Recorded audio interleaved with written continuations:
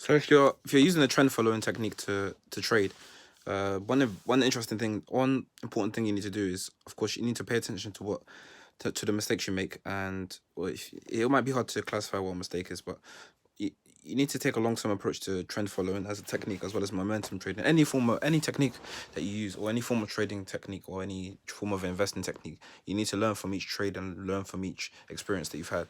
That way, you're growing and being able to understand the complexities of the market and being able to understand yourself as a person, yourself as an individual, and your psychology and how you react to risk, how you react to reward, how you react to any outcome of the market and any outcome of the decisions you make.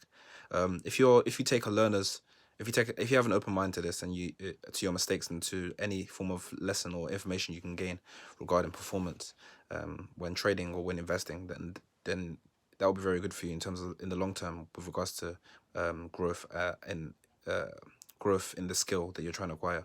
For example, take momentum trading. No, take trend following as a trading technique.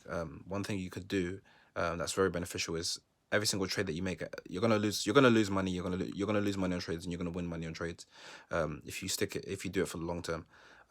One thing you're gonna do is when you lose. One thing that you can do to learn is that when you lose money, you can understand what the different factors that were involved in losing money. The different psychological um things that the different psychological states that you were in when you were losing money, the different decisions you made based on different psychological states, how the fluctuations in the market and volatility of market price affected your psychology, just different things like that. If you're very precise and very attentive to these different things, different factors that affect overall performance, then I feel like if especially if you, some people prefer to write notes, some people prefer to just log it in their mind, just as long as you remember the minute factors that affect performance, I feel you can learn a lot from the market. And not that you can ever be perfect or master the market in terms of performance and in terms of predicting where the market will go.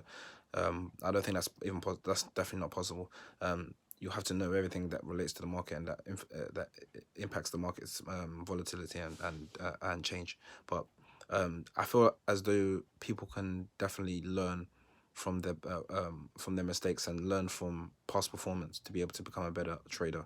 Um, take for example, trend following. If you're trying to capitalize on uptrend or downtrend or side trend. Actually, sorry, just uptrend or downtrend.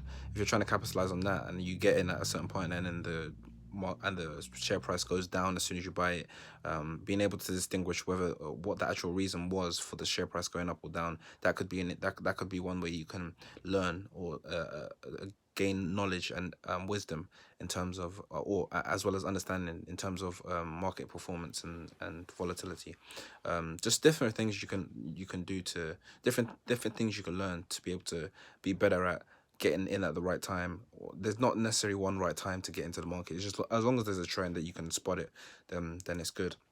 And if you get in at any time, if you get into the market at any time and buy a stock or buy a financial instrument, and then it does go up in value, and then it goes up continuously in value, and then you're trying to determine, based on intuition or based on whatever tools you have, based on experience, when the trend is going down, is reversing, past experience will definitely come in handy, because then you will be able to refer to all the different experiences you've had with regards to be timing that incorrectly. I don't think anyone will ever be perfect at timing when the downtrend is happening, because you could say that as soon as the price decreases once, then you could say the trend is has died, or the trend is going turn into a downtrend. You could argue that, and you can get I feel you can get safely get away with that, but then you could argue that that's not necessarily sufficient. You could argue that it has to be quite consistent for a consistent downtrend for it to be classified as a downtrend. But just different things like that, building sophistication with relation to your ability to determine with better accuracy when the right time is to perform to make certain actions. Yeah, just yeah.